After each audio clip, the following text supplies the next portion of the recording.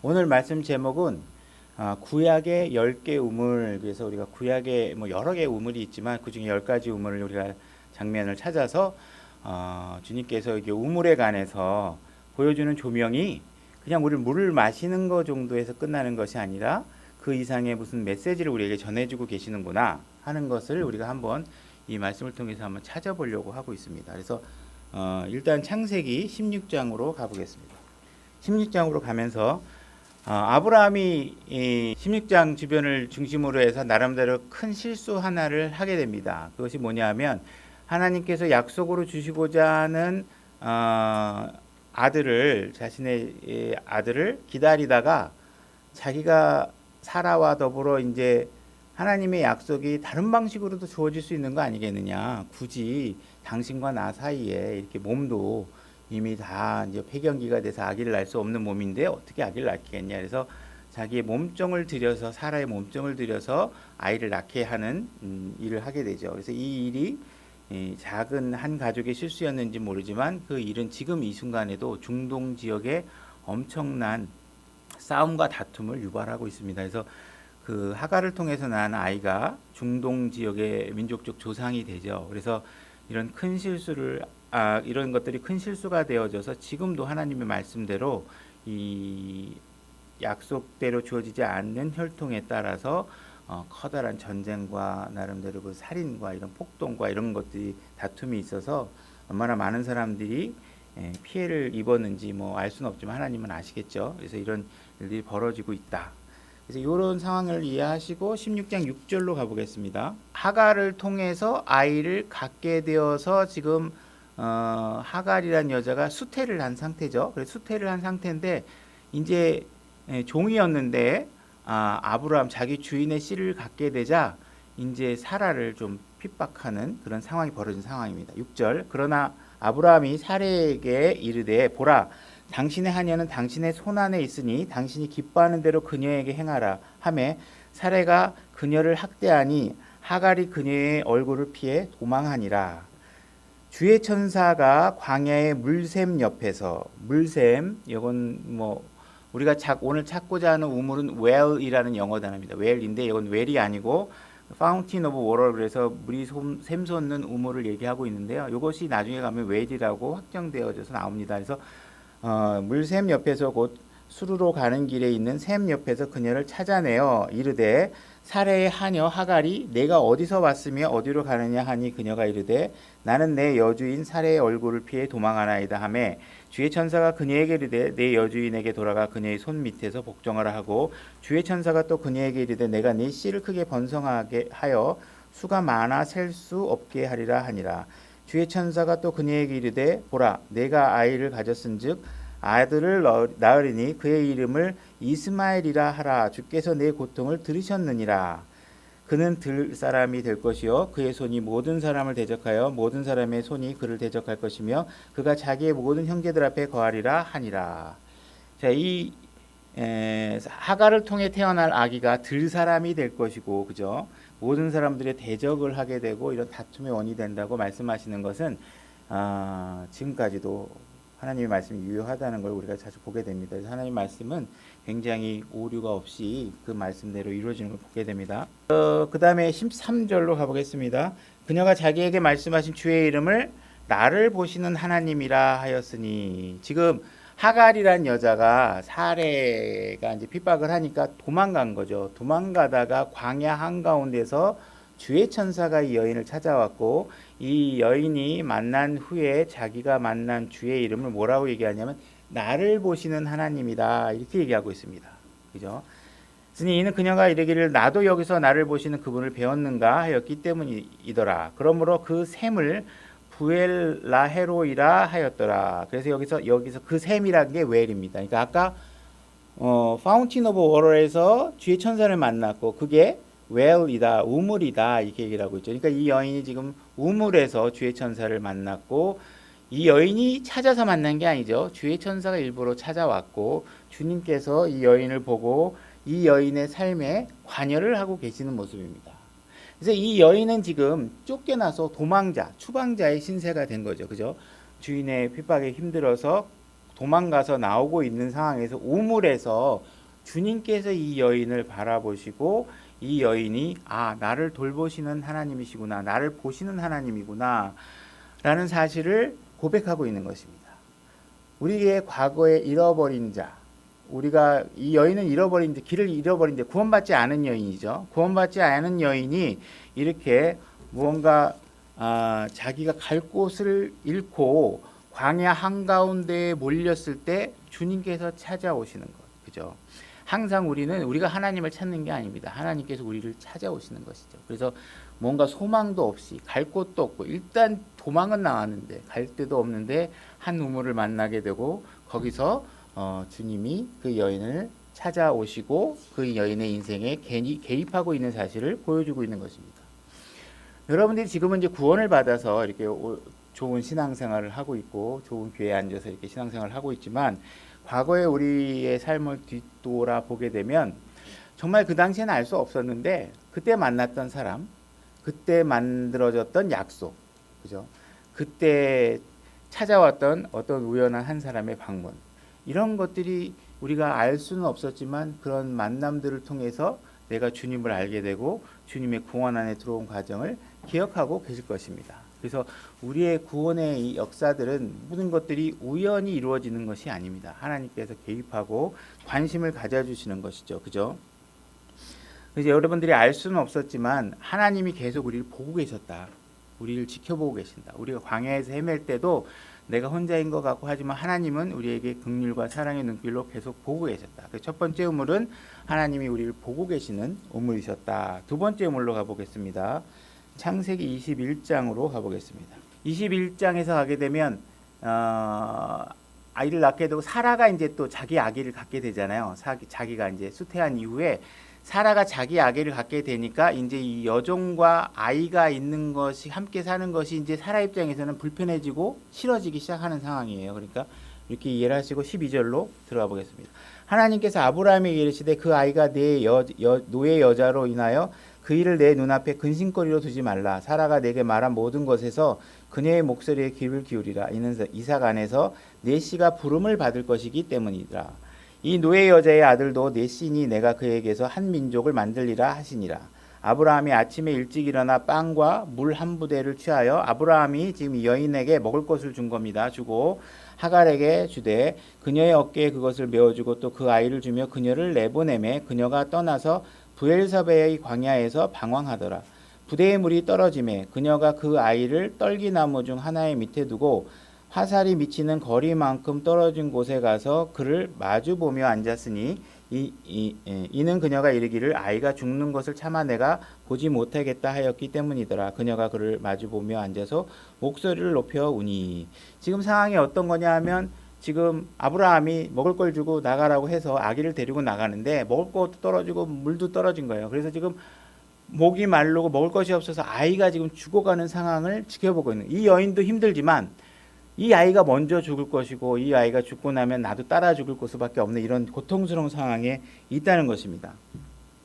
자, 17절로 가보겠습니다. 하나님께서 그 아이의 음성을 들으시니라. 하나님의 천사가 하늘에서 하갈을 불러 그녀에게 이르시되 하갈아 무엇이 너를 괴롭게 하느냐, 두려워하지 말라. 하나님께서 그 아이가 있는 곳에서 그의 음성을 들으셨느니라. 일어나 아이를 일으켜 내 손으로 붙들라. 내가 나를 큰 민족으로 만들리라 하시니라. 하나님께서 그녀의 눈을 열어주심에 그녀가 우물을 보고 가서 부대에 물을 채워 아이에게 마시게 하니라. 지금 하갈이라는 여자, 몸종 여자는 아이와 더불어 도망가다가 죽음의 문턱에 있는 상황입니다. 그죠? 우리가 누가복음 15장의 탕자의 이야기를 기억하신다면 연결되는 이야기 사건들이 보이죠. 이 탕자는 아버지로부터 자기의 재산의 상속목을 가지고 돌아다니다가 모든 것을 탕진하고 모든 것을 소진해서 더 이상 먹을 것도 그저 쓸 돈도 아무것도 없이 다 모든 것이 다 사라진 상태, 그죠? 자기가 할 수 있는 일이 없는 상태가 되어버리죠.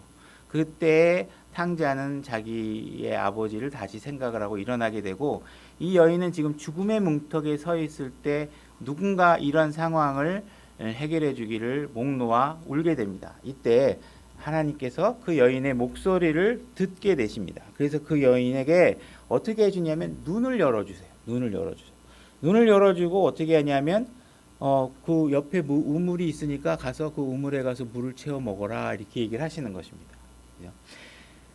그 우물이 하나님께서 우물을 보여주실 때 그 우물은 분명히 없었던 것이 생긴 게 아닙니다. 거기 있었는데 그 여인의 눈에 들어오지 않은 겁니다. 그 여인은 그 상황을 볼 수가 없었대요. 그 여인은 지금 무언가 자기에게 절실하게 필요한 게 물이죠. 그 물을 필요로 하는데도 불구하고 그 필요로 제공해 줄 수 있는 우물이 바로 옆에 있었는데 그 우물을 그 여인이 볼 수 없었던 것입니다. 그래서 하나님께서 그 여인에게 눈을 열어 보여주시고 그걸 보게 하신 것이죠. 우리가 예수 그리스도가 어느 날 여러분들이 구원의 문턱에 들어섰을 때 예수님이 전혀 없다가 여러분들에게 갑자기 나타나신 분이 아닙니다. 예수 그리스도는 과거 2000년 동안 항상 제자리에 계셨습니다. 그런데 우리가 그분을 발견하지 못하고 있는 것이죠. 그죠? 우리는 예수님에 관해서 방송을 통해서도 들었고 크리스마스 캐롤을 통해서도 들었고 주말의 명화, 주말에 드라마 성탄 영화 이런 것들 크리스마스에 관련된 하다못해 산타 할아버지 이야기만 들어도 그 이야기 속에 예수 그리스도가 있다는 사실을 알게 됩니다. 우리는 그분의 이야기를 교회를 통해서 주일학교를 통해서 여름 성경학교를 통해서 우리는 계속 들어왔지만 그분이 나의 생명이 되시고 나의 필요를 채워줄 수 있는 분이라는 사실을 전혀 알지 못하고 지내왔던 것이죠. 그러다가 여러분들은 어느 순간에 질곡의 순간을 만나고 죽음의 문턱이 여러분 코앞에 오고 여러분의 가정에 여러분들의 자녀의 생명에 위협이 생기면 여러분들은 그때서야 목 놓아 울게 됩니다. 그때 하나님께서 그런 찾고자 하는 자에게 알려주십니다. 눈을 열어라. 그리고 그 옆에 너의 생명이 되어 주실 수 있는 예수 그리스도를 발견해라. 내 옆에 이 우물이 있다. 너에게 영원히 목마르지 않을 물을 채워줄 물이 있다는 사실을 눈을 열어서 알려주게 된다는 것입니다. 그래서 이 두 번째 우물은 우리에게 필요를 채워주시는 우물로 하나님께서 제시하고 계시는 것입니다. 이 두 번째 우물에서 일어난 사건은 그 여인은 하나님을 찾았고 그의 필요를 찾았고 하나님께서 눈을 열어주시자 이 여인은 그 말씀에 순종하고 그 우물을 향해 눈을 돌린 것입니다. 만약에 여러분들이 갈급하게 구하는데 누군가가 와서 그 필요를 채워주시기에 와서 눈을 열어주시고 그곳을 보라고 얘기했을 때 여러분들이 아직도 여러분들의 완고한 마음이 있어서 됐습니다. 나는 내 방법대로 어떻게 해서든지 해결할 테니까 하나님의 방법을 내가 사용하지 않겠습니다. 내가 여기서 땅을 파서 물을 만들든 뭘 하든 내가 하나님의 제안을 거절하겠습니다. 그러면 여러분들은 그 우물을 결코 취할 수가 없고 생명 안에 들어올 수 없겠죠. 그죠? 우리는 모든 것들을 은혜로 하나님이 주시는 것으로 긍휼함으로 받으셔야 됩니다. 이 여인이 한 일은 하나님의 말씀에 순종하고 자기의 눈을 그 우물로 돌린 것입니다. 세 번째 우물 27절로 가보겠습니다. 지금 21장에 와 있죠. 그죠? 21장 27절입니다. 아브라함과 아비멜렉 사이에 이제 우물 문제가 생깁니다. 이제 이걸 서로가 차지하고 이런 왔다 갔다 빼앗고 하는 상황이 이제 벌어지는 것 같습니다. 27절. 아브라함이 양들과 소들을 취하여 아비멜렉에게 주고 그 두 사람이 언약을 맺으니라. 아비멜렉이 아브라함에게 이르되 내가 따로 떼어 놓은 이 어린 암양 7마리는 무엇을 뜻하느냐 하매 그가 이르되 내가 내 손에서 이 어린 암양 7마리를 받을 것이요 이로써 그것들이 내가 이 우물을 판 것에 대하여 내가 증거가 되리라 하고 그 두 사람이 거기서 서로 맹세하였으므로 그런 까닭에 그가 그곳을 부엘세바라 하였더라. 그들이 이와 같이 부엘세바에서 언약을 맺음에 아비멜렉과 그의 군대의 총대장 비골이 일어나 블레셋 사람들의 땅으로 돌아가니라. 자, 첫 번째 우물에서는 하나님께서 우리를 지켜보시고 우리의 삶에 계속 끊임없이 관심을 가지고 계시는 하나님을 보셨습니다. 자, 두 번째 우물에서는 우리가 절박한 상황에서 우리의 필요를 채워주시는 하나님을 봤습니다. 지금 이 세 번째 우물에서는 하나님께서 우리에게 영원한 언약을 맺어주시는 장면을 보여주고 계십니다. 아무도 이 우물에서 일어났던 약속을 누구도 부인할 수 없도록 이 우물의 소유가 누구의 것인지, 그죠? 여러분들이 예수 그리스도 안에 들어와 생명의 언약을 맺을 때 그것을 누가 맺어주냐 하면 하나님께서 그 언약을 맺어주는 주체가 되어서 여러분들에게 약속을 해주신다는 것입니다. 우리는 약속할 맹세하고 지킬 능력이 없죠. 제가 내일 교회 올게요 했는데 그 내일이라는 건 우리에게 뭐 대부분은 있겠지만 나가다가 끝날 수도 있는 거죠. 우리에게 아무도 그건 우리가 스스로 지킬 수 있는 능력이 없어. 하나님께서 보호해 주실 때야 비로소 그 약속을 지킬 수가 있는 것이죠. 그러나 하나님께서는 당신이 제안을 통해서 그 약속을 지켜주시는 약속 안에 여러분들이 들어와 계십니다. 그래서 여러분들은 영원하고 번복되지 않고 누구도 부인할 수 없는 생명의 약속 안에 들어와 계시는 것이죠. 히브리서 7장 20절로 한번 가보겠습니다. 히브리서 7장 20절 제가 읽겠습니다. 또한 그분께서는 맹세 없이 제사장이 되지 아니하셨으니, 자, 주님께서 약속의 주체가 되어서 그분이 스스로가 제사장이 되어져서 우리에게 제사장 중보자의 역할을 하시겠다고 하신 것입니다. 그래서 그 제사장은 맹세 없이 되었으나 이분은 자기에게 말씀하신 분을 힘입어 맹세로 되셨니라. 곧 주께서 맹세하셨고 그 뜻을 돌이키지 아니하시리라. 이르시기를 너는 멜기세덱의 계통에 따른 영원한 제사장이라 하셨도다. 그런 것으로 말미암아 예수님께서는 더 나은 상속 언약의 보증이 되셨니라. 여러분들이 영원한 생명을 받고 예수 그리스도의 인격을 물려받고 점과 흠이 없는 예수 그리스도의 영광된 몸을 물려받는 모든 것들은 이분에 의해서, 주님에 의해서 다 보증되어 있는 것들입니다. 그러니까 여러분들은 이 약속의 능력에 강한 믿음을 가져서도 틀림이 없다. 그죠? 옆집 사람이 얘기했거나 대통령이 얘기했거나 그 약속들은 지켜줄 수 없습니다. 지켜줄 수도 있겠지만 보장되지 않습니다. 지켜줄 수도 있고 안 지켜줄 수도 있죠. 그죠? 뭐 어떻게 할 수 없는 거지만 하나님이 하시는 것은 분명히 지켜진다.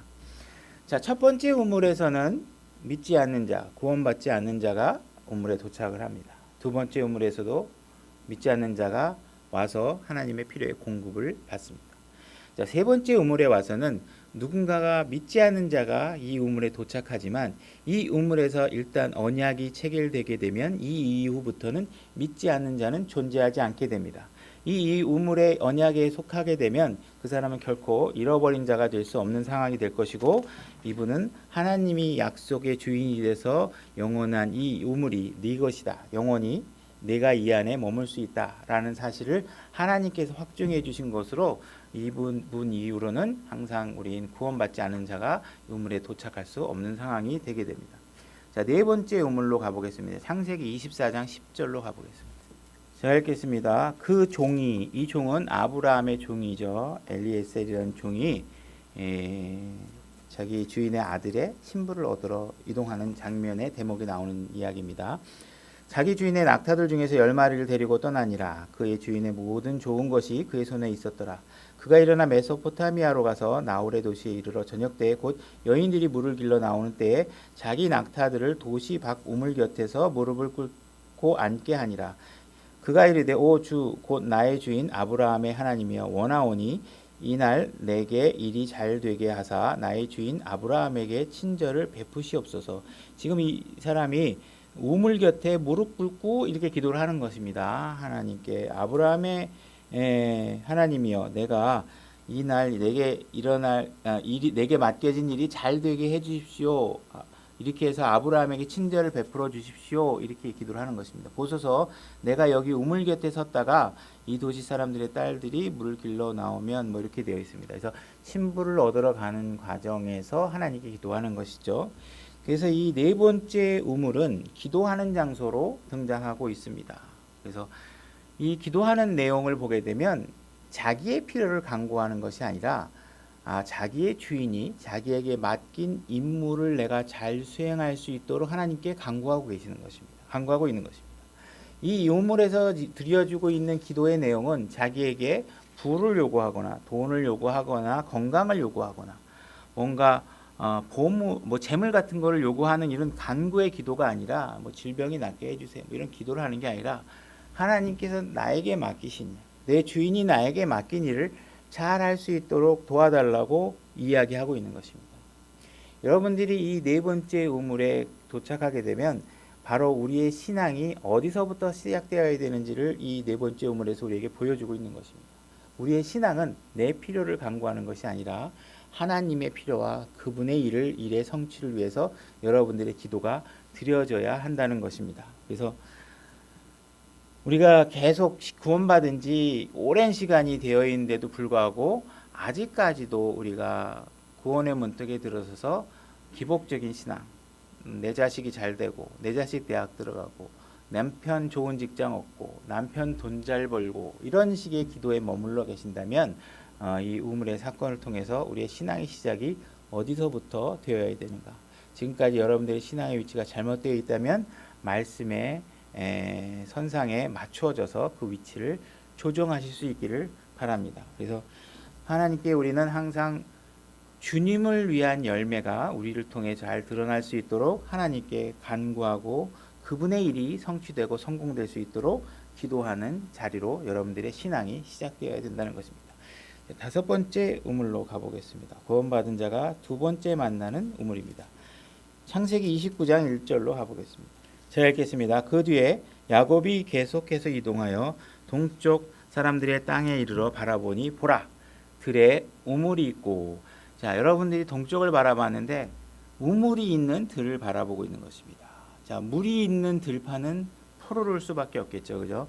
푸르른 들판에 우물이 있는 것을 보고 있는 것입니다. 그 곁에 양떼 세 무리가 누워 있더라. 푸른 목장 위에 양떼들이 누워 있습니다. 목가적이고 풍요롭고 평화로운 장면이 여러분들 눈에 그려지길 바랍니다. 그들이 그 우물에서 양떼들에게 물을 먹였더라. 큰 돌이 우물 아귀 위에 있었는데 모든 떼가 거기로 모이면 그들이 우물 아귀 위에서 그 돌을 옮기고 양들에게 물을 먹인 뒤 그 돌을 우물 아귀 제자리에 다시 올려 놓았더라. 두 번째 우물에서는 우리가 그 두 번째 하갈이 이야기가 있었던 우리가 두 번째 우물에서는 우리가 필요를 갈구하고 죽어가는 상황, 필요한 것이 없고 메마른 광야에서 뭔가 내가 갈급한 걸 찾다가 우물을 발견하게 하시는데, 이 믿음 안에 들어온 사람이 두 번째 만나는 장면은 우리가 첫 번째는 기도하는 장소로 만났고 두 번째 장소는 무엇이냐면 풍요로운 초원 위에 양떼들이 물을 먹고 있는데 목자들이 그들에게 물을 먹이고 있는 장면이 나타나고 있다는 것입니다. 더 이상 우리에게 갈급하거나 모자른 것이 없고 모든 것이 푸르르고 하나님께서 끊임없이 우리의 필요를 위해서 물을 제공하고 계신다는 장면입니다. 그리고 양들이 무리지어 모여 있다는 것입니다. 여러분들은 일단 믿음 안에 들어오면 여러분들은 무리지어 있으셔야지 됩니다. 여러분들이 혼자 떨어져 나가서 나는 그냥 혼자 저기서 있을 거야, 저 무리에 속하지 않을 거야, 이렇게 떨어져 나가 있으면 하나님이 보여놓은 그림은 뭡니까? 혼자 떨어져 있는 곳은 광야고 하나님께서 모은 장소는 푸른 초원입니다. 그죠? 여러분들이 모여 있어야 되고 함께 해야 될 푸른 초장을 놔두고 자기가 바깥에 혼자 떨어져 있다면 절망하고 절규하지 않으면 다시 들어오지 못할 상황에 놓여 있을 수도 있는 거죠. 바로 두 번째 우리가 하갈이 만났던 그 장면에 우리가 굳이 놓일 필요가 없는 것이죠. 우리가 고안 안에 들어왔다면 양무리 안에 들어와야 됩니다. 양무리 안에 들어오게 되면 더 이상 목마르지 않고 그죠? 갈급한 상황이 되지 않습니다. 그들이 해야 할 일은 목자만을 따라가면 되는 것입니다.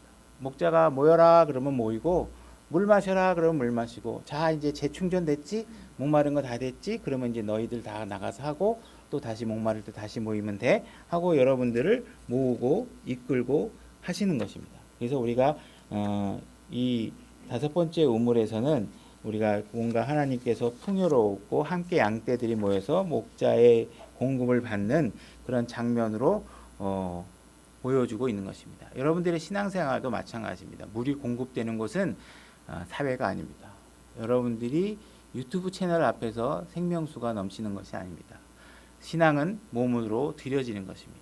결코 여러분들이 그냥 제자리에 앉아서 될 수 있는 것이 아닙니다. 형제들 안에 모이고 양떼들 가운데 모이고 말씀이 떨어지는 그곳에 여러분들이 몸이 있어야 여러분들이 필요를 채우실 수 있는 것입니다. 여섯 번째 우물로 가보겠습니다. 출애굽기 2장 15절입니다. 모세가 파라오를 피해서 도망가게 되는 사건이 벌어집니다. 뭔가 자기가 해보려고 하다가 이제 도망가는 사건인데 2장 15절. 이제 파라오가 이 일을 듣고 모세를 죽이려고 찾았으나 모세는 파라오의 얼굴을 피해 도망하여 미디안 땅에 거하여 우물 옆에 앉았더라. 이제 미디안의 제사장에게 딸 일곱이 있더라. 그들이 와서 물을 깃고 구유에 채워 자기들의 아버지의 양떼에게 먹이려 하는데 목자들이 와서 그들을 쫓아내니라. 그러나 모세가 일어나서 그들을 도와 그들의 양떼에 물을 먹이니라. 이렇게 되어 있습니다. 지금 파라오가 등장하고 있고 이집트라는 땅의 배경이 등장하고 있죠. 그래서 성경에서 이집트는 세상을 얘기하고 있고 파라오는 마귀를 상징하는 인물로 등장하게 됩니다. 지금 모세가 하나님의 백성을 이끌고 출애굽을 하려고 하는 상황에서 마귀가 모세에게 압박을 가하고 모세가 공경에 처하도록 상황을 만들어 놓은 것이죠. 그죠? 모세가 파라오로부터 압박을 받았던 상황은 이번이 처음이 아닙니다. 모세가 파라오, 이집트라는 국가 권력 아래서 피해를 입었던 것은 그가 출생할 당시에 한번 사건이 있었습니다. 그죠? 이 아이가 어린아이였을 때도 하나님께서 이 모세의 생명을 지켜주시고 왕궁에서 자라도록 하나님께서 하셨죠. 근데 지금 또 이런 상황이 벌어지고 있는 것입니다. 뭔가 지금 파라오가 압박하고 공격하고 세상에서 누군가가 우리를 공격하고 압제하고 예배를 못 드리게 만들고 뭔가 우리가 하는 일에 대해서 시비를 걸면 우리가 취해야 할 자세는 무엇이냐면 우물로 달려가는 것입니다. 그죠? 말씀이 공급되는 곳으로 달려가는 것입니다. 그것 말고 다른 방법을 하나님께서 제시한 적이 없으십니다. 그래서 여러분들은 무언가 마귀로부터 내가 핍박이 온다. 내가 이 마귀의 핍박으로부터 안전한 것으로 뭔가 도망가고 싶다. 떨어져 나 이쪽으로 뭔가 마귀의 어떤 압박으로부터 해방되고 싶다고 하면 여러분들이 취해야 할 행동은 우물로 도망가는 것이라는 것입니다. 그리고 이제 보게 되면 파라오 같은 경우에는 왕궁에 살고 있죠. 그리고 파라오는 왕권이란 어마어마한 권력을 가지고 궁전 안에 살고 있는 사람입니다. 근데 모세는 자기가 지금 상황이 어떻게 돼요? 우물로 도망쳐야 될 수밖에 없는 상황이고 모세는 자기가 취할 수 있는 여러 가지 부와 왕궁에서의 생활이 있었지만 그것을 완전히 버리고 도망갔습니다. 시간 관계에서 찾아보진 않겠지만 히브리서 11장에 보게 되면 히브리서 11장 25절로 가볼게요. 제가 읽겠습니다. 25절. 잠시 죄의 쾌락들을 즐기기보다는 오히려 하나님의 백성과 함께 고난받는 것을 택하였으며, 자, 모세가 택한 건 뭐냐면 자기가 누릴 수 있는 사회적 지위와 사회적 여러 가지 풍요로운 상황이 있죠. 근데 하나님을 위해서라면 어떻게 해요? 그거 다 버리고 고난을 택했다는 것입니다. 바로 그리스도인들이 택해야 할 자세는 바로 이런 것입니다. 여러분들이 세상에서 힘들다가 교회로 와가지고 부자 되고 병 낫고 뭐 이런 쪽으로 생각하고 오시면 번지수가 잘못된 것입니다. 우리는 현재 어떤 것보다도 영광스럽고 풍요로운 삶이 우리들에게 예약되어 있지만 구원받은 여러분들에게 하나님께서 요구하고 있는 것들은 뭐냐면 나를 위해 너희가 기꺼이 고난을 감수할 마음의 준비를 요구하고 계시는 것입니다. 26절. 또 그리스도의 치욕을 이집트의 보화보다 더 큰 재물로 여겼으니 이는 그가 주께서 보상으로 보답해 주신 일에 관심을 두었기 때문에. 왜 고난에 대해서 기꺼이 참여할 수 있나요? 주님이 신실하게 갚아주시는 분이라는 확실한 믿음과 거기에 관심이 있으니까. 그죠? 우리는 나중에 우리가 하늘에 올라가서 받게 될 모든 영광스러운 것들에 관심이 있으니까. 여기서 잠깐 받는 고통, 잠깐 받는 핍박, 불편함, 이거 신경 안 쓴다는 거죠. 그죠? 우리가 이런 상황을 보게 되면 모세가 이제 여기 또 도착해서 목도한 상황이 또 한 가지 있는데 뭐냐면 목자들이 와가지고 물을 못 먹게 만드는 상황이 발생하고 있었죠. 그죠? 다른 목자들이 물을 못 먹게 하자 모세가 그들을 내쫓고 이제 거기에 미디안 여인들이 물을 기를 수 있도록 길을 해방해 줍니다. 오늘날 교회를 보게 되면 하나님의 것들이 아닌 것들로 가득 차 있는 모습을 보게 됩니다. 예수님은 거룩하신 분입니다. 그죠? 그래서 찾지는 않겠지만 예수님이 부정한 영을 쫓을 때 마귀가 뭐라고 얘기하냐면 나는 당신이 누군지 안다. 당신은 곧 하나님의 거룩하신 사람이다. 이렇게 분이다. 이렇게 얘기를 하고 있습니다. 세상의 모든 사람들이 마귀조차도 예수 그리스도가 거룩한 분이라는 걸 알고 있습니다. 그죠? 우리가 성령님 하는 것은 거룩한 홀리한 영이다라고 얘기하고 있고, 우리가 보고 있는 성경은 홀리 바이블, 거룩한 책이라고 얘기하고 있습니다. 우리 교회 안에는 거룩한 것들만 있어야 됩니다. 거룩한 것들만. 근데 우리가 거룩하지 않은 것들로 이 세상에 꽉 채우고, 거짓 목사들이 하나님은 사랑의 하나님이라고 해서 사랑의 하나님만을 강조해서 여러분들이 어떠한 잘못을 해도 하나님은 다 끌어안고 여러분들을 사랑해 줄 것처럼 거짓 교리를 가리킨다면 그런 사람들로부터 도망치셔야 됩니다. 그리고 그들은 하나님과 양들, 성도들 사이에 자기의 위치를 포지션시켜서 성도들이, 양들이 하나님께 드려야 될 경배를 자기가 가로채고 있는 그러한 모습을 많이 취하고 있는 것을 보게 됩니다. 사람들이 하나님을 경배할 것을 자기를 경배하게 만들고, 하나님을 찬양할 것을 자기를 찬양하게 만들고, 자기에게 굴복하게 만들어서 자기를 섬기도록 만드는 것이죠. 지금 이런 상황이 벌어진 상황에서 모세가 하고 있는 일은 뭐냐 하면 이 거짓 목사를 내쫓아버린 것입니다. 제거해버린 것입니다. 그리고 그 우물을 정당하게 필요한 사람들에게 사용할 수 있도록 그 길을 내어준 것입니다. 그래서 우리가 무언가 이런 거짓 교리들, 아니면 많은 성도들이 목사들을 통해서 정치적인 이야기를 해달라고 요구하는 성도들도 있죠. 그래서 교회는 사람들에게 인기를 끌기 위해서 시민의 권리를 얘기하고, 정부를 비판하고, 정치적 선동을 하고, 어려운 사람들에게 밥을 주고, 사회운동을 하고, 정신 승리하는 방법을 가르쳐주고, 긍정적 사고를 가르치고, 공부 잘하는 법을 설교를 통해서 가르쳐줍니다. 그동안에 예수님께서 십자가에서 어떻게 못 박히고, 두 손과 두 발에 못이 박히고, 가시면류관을 쓰고, 피를 흘리고, 옆구리에 창이 찔리고, 고통 가운데 우리 죄들로 인해서 죽어가신 예수 그리스도의 이야기는 점점 교회에서 그 자리를 잃어가고 있습니다. 성도들은 목사들을 쫄라서 사회적 이슈에 뭐라고 얘기를 해달라고 쪼릅니다. 그죠? 이런 정치적 현황에서 목사님이 한마디 하셔야 되는 거 아닙니까?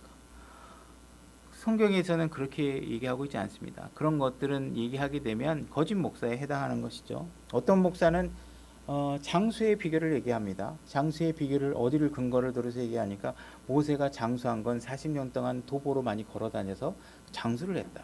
그래서 이 이야기를 장수에다가 쓰라고 하나님께서 기록해 놓으셨을까? 근데 사람들은 인기를 끌고 싶습니다. 그들이 필요로 하는 거, 오래 살고 싶지 않아요. 주님 만나고 싶은 생각이 별로 없어. 그냥 어떻게든지 여기서 그냥 치대고 오래 살아서 주님 만나기 싫다는 걸 가르쳐주고 있는 건지 모르겠지만, 자꾸 하나님의 이야기를 가지고 자기의 영기 영합에 사용하려고 하는 것은 잘못한 것이고, 건전한 교리를 여러분들이 싫어한다면 인기 있는 교회 가시는 게 유익하죠. 멋있는 음악과 찬양과 좋은 음향 시설에서 막 몸에 전율이 흐르는 감동과 밴드와 이런 걸 통해서 막 희열을 느끼는 것들, 그런 것들이 자기들은 은혜라고 생각하지만 육신적 쾌락인 것을 모르고 있는 것이죠. 그죠? 그래서 우리가 하나님을 섬기는 것이 무엇인지, 생명의 말씀을 공급받고자 하는 것인지, 인기에 영합하고 자기 육신적 쾌락을 만족시키고자 하는 것인지 분별하셔야 됩니다. 자, 7번째 우물로 민수기 21장으로 가보겠습니다. 민수기 21장 12절 제가 읽겠습니다. 그들이 거기서 움직여 사렛 골짜기에 진을 치고, 또 거기서 움직여 아모리 족속의 지경에서 나오는 광야에 이르는 아르논의 다른 쪽에 진을 쳤으니, 이는 아르논의 모압과 아모리 족속 사이의 모압의 경계이기 때문이라.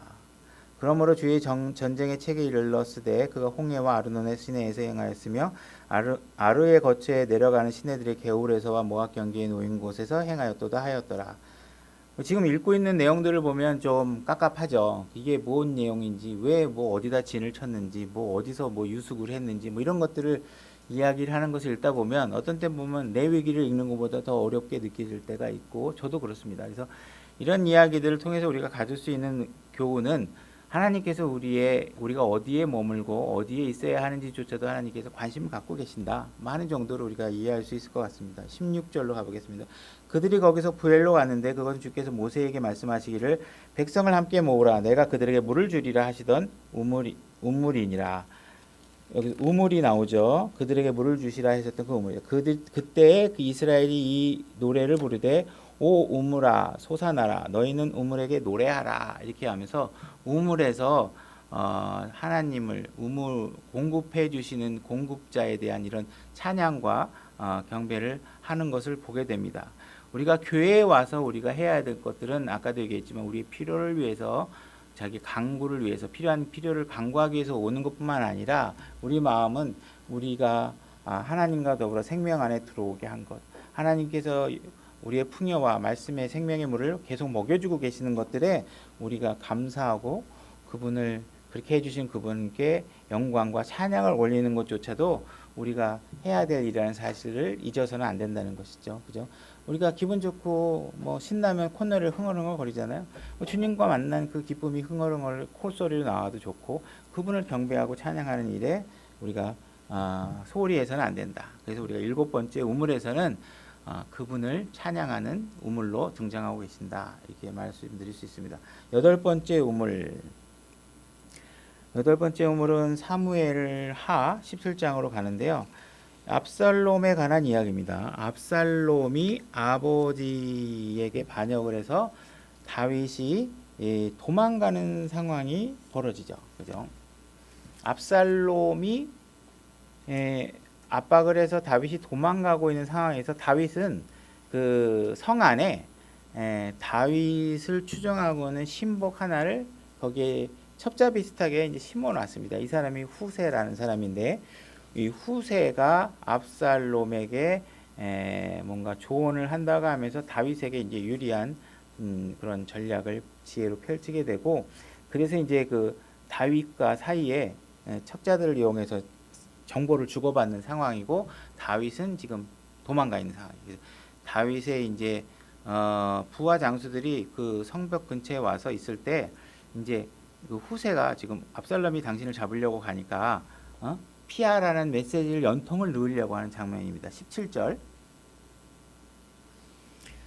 이제 요나단과 아히마아스는 도시로 들어가는 것을 사람들에게 보이지 아니하려고 도시에 자기가 들키지 않으려고 하는 거죠. 다윗의 사람들입니다. 아니하려고 엔로겔 옆에 머물렀으므로 어떤 하녀가 가서 그들에게 고하여 그들은 가서 왕에게 고하니라. 이제 이게 어떤 하녀가 후세의 사람들이 와서 피하십시오 이렇게 얘기하면 그들이 가서 다윗 왕에게 지금 보니까 안에 있는 정보가 흘러나왔는데 지금 잡으러 온답니다. 피해야 됩니다. 이렇게 얘기를 서로 주고받는 장면이 벌어지는 겁니다. 그럼에도 불구하고 한 아이가 이를 보고 압살롬에게 고해. 이런 장면을 누군가가 목격하고 압살롬에게 갖다 고한 겁니다. 지금 이 다윗의 사람들이 왔는데 이게 나타났습니다. 이렇게 보고를 한 거죠. 압살롬에게 고하였으나 그 두 사람이 빨리 도망하여 바울임에 있던 어떤 사람의 집으로 들어가 그의 뜰에 있던 우물 속에 내려가니 여인이 뚜껑을 가져다가 우물 아귀를 덮고 찌은 곡식을 그 위에 펴놓음에 그 일이 알려지지 아니하니라. 압살롬의 종들이 여인에게로 그 집에 와서 이르되 아히마아스와 요나단이 어디 있느냐 하니 여인이 그들에게 이르되 그들이 물 있는 시내를 건너고 있느니라 하매 그들이 찾아도 그들을 만나지 못하고 예루살렘으로 돌아가니라. 이렇게 되어 있죠. 자, 8번째 우물은 지금 어떻게 등장하고 있냐면 누군가가 우리가 숨을 수 있고 쉴 곳을 제공해주고 있는 장소로 보여지고 있는 것입니다.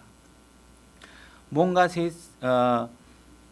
세상과 우리의 적은 세 가지죠. 세상과 육신과 마귀 이 세 가지의 적이 우리를 괴롭히고 찾아서 발견했다. 쟤 이제 공격 좀 해야 되겠다. 쟤 잡아가야 되겠다고 하게 되면 우리는 뭐 그런 공격들이 들어오게 되겠죠. 그러면 이제 우리가 우물 안에 들어가서 쏙 숨으면 된다는 것입니다. 그러면 그 일이 알려지지 아니하더라 이렇게 되어 있습니다. 그래서 하나님께서 우물을 우리에게 숨을 곳으로 제공하시고 또한 우리가 우물 안에 숨으면 세상 사람들이 알지 못한다는 것입니다. 실질적으로 여러분들이 사실은 하나님의 자녀고 왕의 신분을 갖고 있지만 사실 사람들이 여러분들이 왕의 신분을 갖고 있는지 하나님의 자녀인지 알아보지 못하죠. 그죠?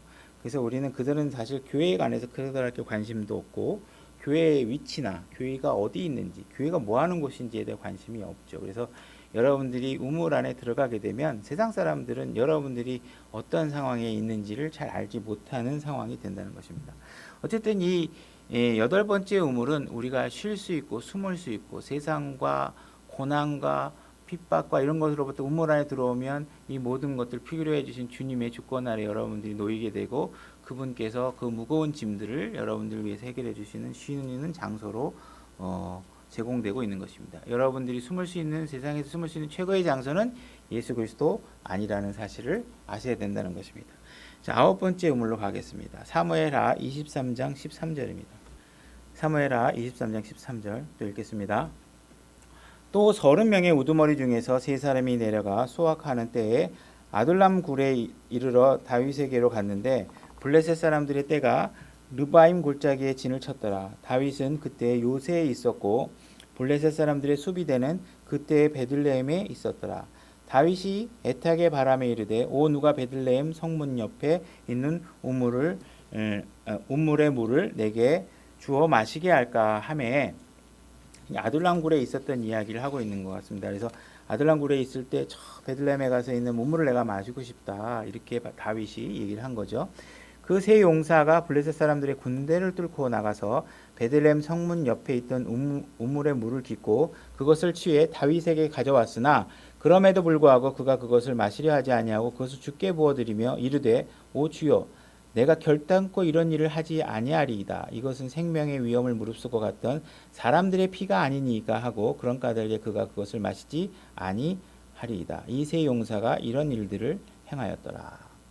지금 세 용사가 다윗이 베들레헴 성 안에 있는 물을 마시고 싶다고 하니까 이 세 용사가 가서 목숨을 무릅쓰고 가서 그 우물을 떠다가 다윗에게 갖다 준 거예요. 근데 다윗이 뭐라 그러냐면 이 우물 떠져온 물을 보고 뭐라 그러냐면 이 우물이 뭐라 그랬어요? 사람들의 피가 아니냐 이렇게 얘기하고 있죠. 그죠?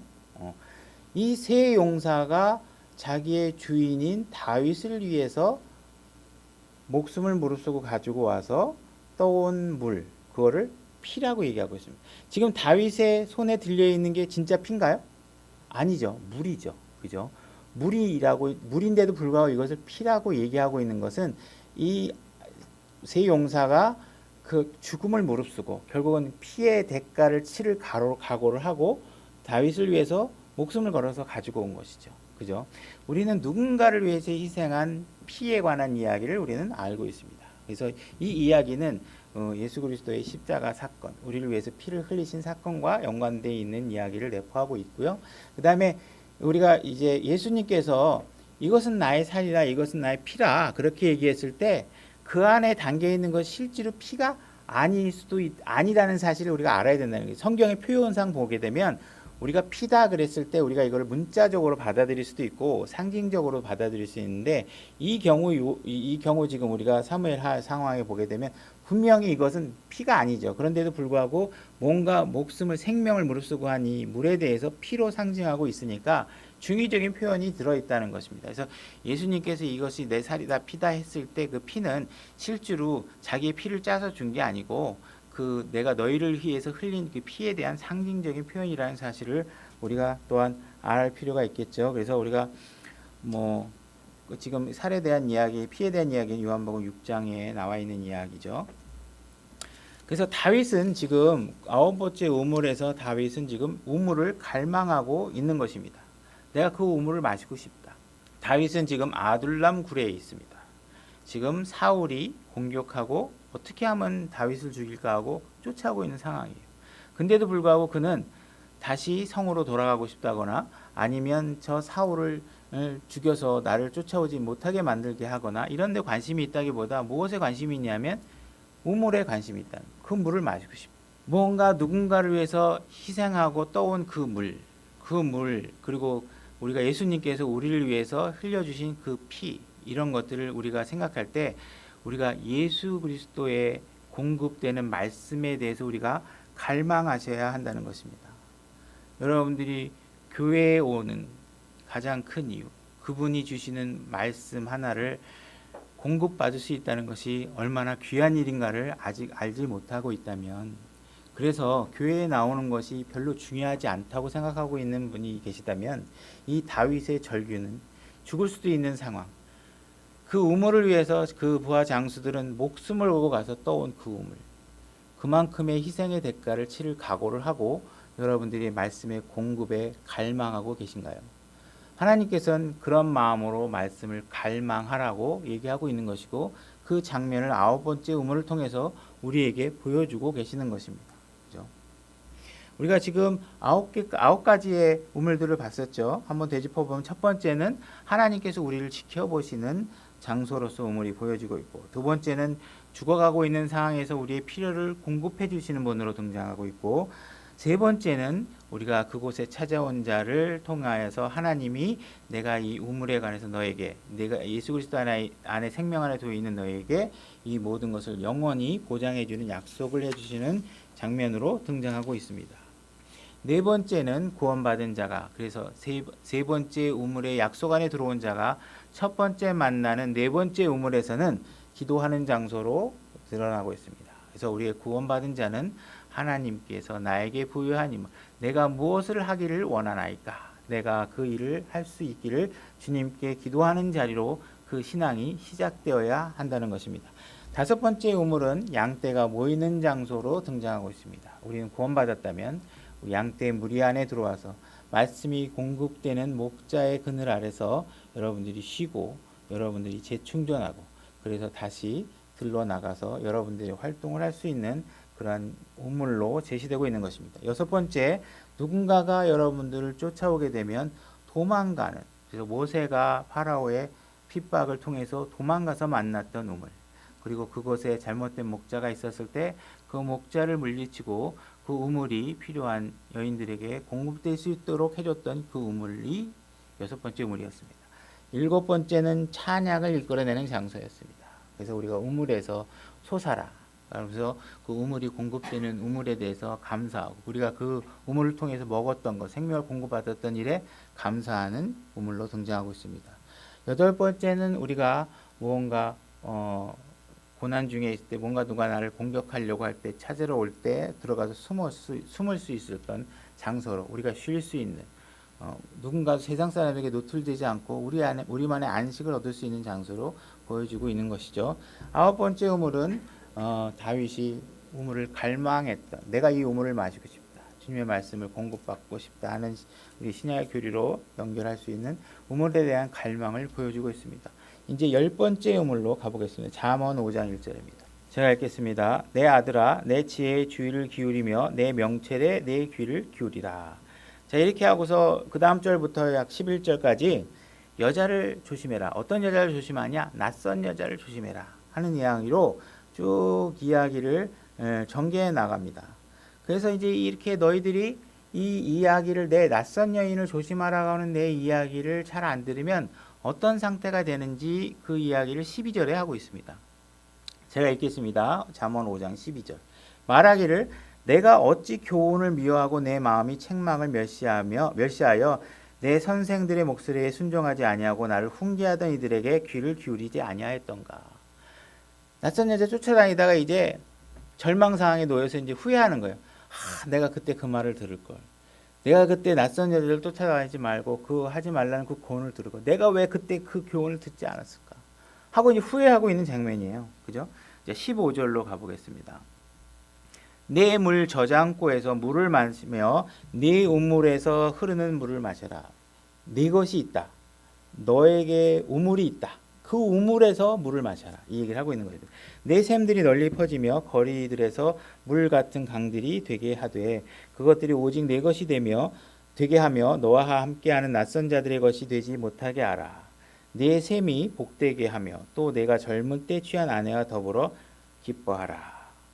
이 말씀의 내용은 이런 것입니다. 여러분들이 여자를 찾을 때 선하고 깨끗하고 정직하고 하나님을 두려워하는 여자를 찾아서 결혼해라.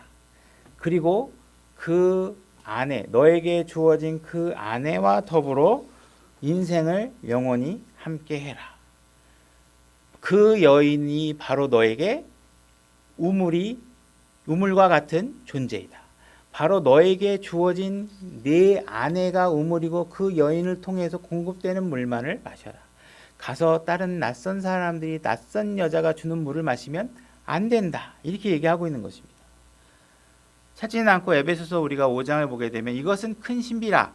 그러나 내가 그리스도와 교회에 대하여 말하노라. 성경은 그리스도와 교회에 관한 주제를 중요하게 다루고 있습니다. 우리가 성경에서 보게 되면 현숙한 아내, 완전한 남편, 이러한 이야기의 모델은 항상 교회와 예수 그리스도 신랑과의 관계를 모티브로 해서 이야기가 전개되고 있다는 사실을 알 수 있습니다.